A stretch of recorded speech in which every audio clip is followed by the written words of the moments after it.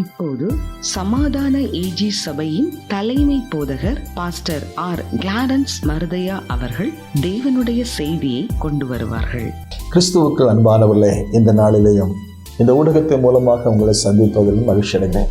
இந்த நாட்களில் ஆண்டவருடைய மேலான கிருபையினாலே எஸ்தர் புஸ்தகத்தை நாம் மையமாக வைத்து தியானமாக செய்து வருகிறோம். இன்றைக்கு எஸ்தர் புஸ்தகத்தில் நாம் வாசித்து பார்க்கும் பொழுது சுசான் நகரம் கலங்கிற்று என்று வாசித்து பார்க்கிறோம். கலங்குவதற்கு காரணம் என்னவென்றால், அந்த தேசத்தில் 127 நாடுகளிலே அன்றைக்கு தேவ ஜனம் யூத மக்கள் பெருகினார்கள். ஆகவே ராஜாவில் போய் அவளை அழிக்க வேண்டும் என்று திட்டமிட்டான்.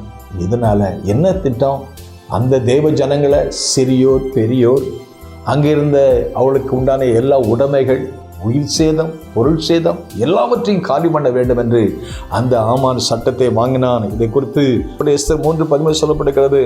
அன்றைக்கு ஒரே நாளிலே சிறியோர் பெரியோர், குழந்தைகள், ஸ்திரீகள் ஆகிய சகல யூதரையும் அழித்து கொன்று போடவும் அவர்களை பொருட்களை கொள்ளையிடவும் கட்டளையிட்டான் பார்க்கிறோம்.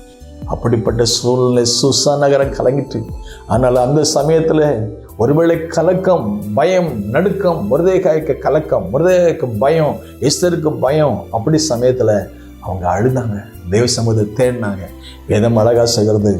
8:15 வாசித்து பார்க்கும் பொழுது சுசான் நகரம் மகிழ்ந்தது, களிகூர்ந்தது, ஆர்ப்பரித்தது. அருமையான தேவனுடைய பிள்ளைகளை, இன்றைக்கும் கலக்கங்கள், பயங்கள் நமக்கு ஒரு விதமாக வரலாம். ஆனால் தேவன் நமக்கு ஒரு நல்ல திட்டத்தை வச்சுக்கிறாரு, ஒரு மாற்றத்தை வச்சுக்கிறாரு.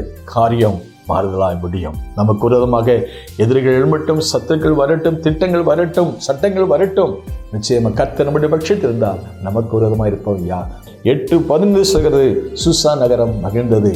கலக்கம் மாறும், துக்கம் மாறும், கண்ணீர் மாறும், நிந்தைகள் மாறும், அவமானம் மாறும். ஒரே ஆயுதம், தேவ சமூகத்தில் வருவோம், இதயத்தை கிழிப்போம், உபவாசிப்போம், அழுவோம், மன்றாடுவோம், ஜெயத்தை பெற்றுக்கொள்வோம். May God bless you.